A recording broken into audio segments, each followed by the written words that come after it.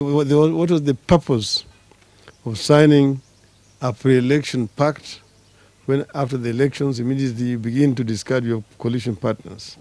So we are saying that this is not healthy for our democracy. It is this move by some parties that were part of different coalitions before the general election.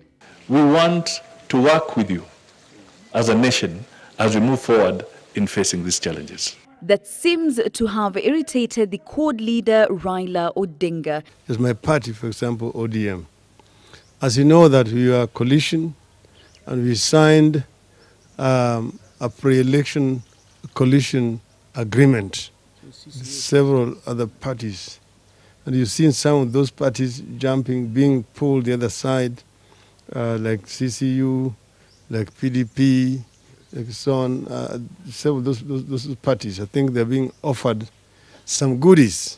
Before the March 4th polls, there was the alignment and realignment headache over which coalition to join. Only now that the elections have come and gone, there is the change of stand as the Jubilee government that won the election through its leaders, President-elect Uhuru Kenyatta and his deputy William Ruto.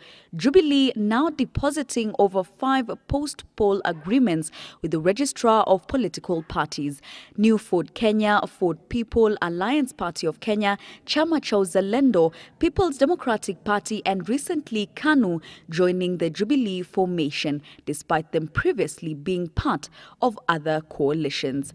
And thus raising the question, can parties that were in pre-poll pacts hop from one coalition to another without legal or internal party consequences? The law is silent as to whether a political party can form one coalition with one party and then in the post-election situation form the coalition with the other.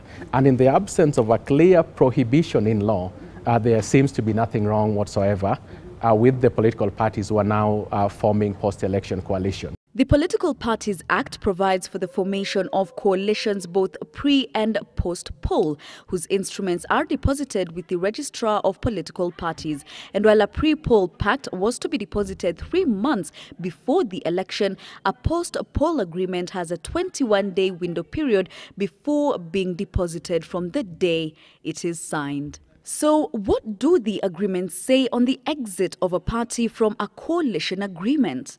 The CORD pre-poll pact holds that the coalition may be dissolved if the 11th Parliament is dissolved or the coalition parties agree in writing or more than 2/3 of coalition parties withdraw by a resolution of the highest decision-making organ of the said parties.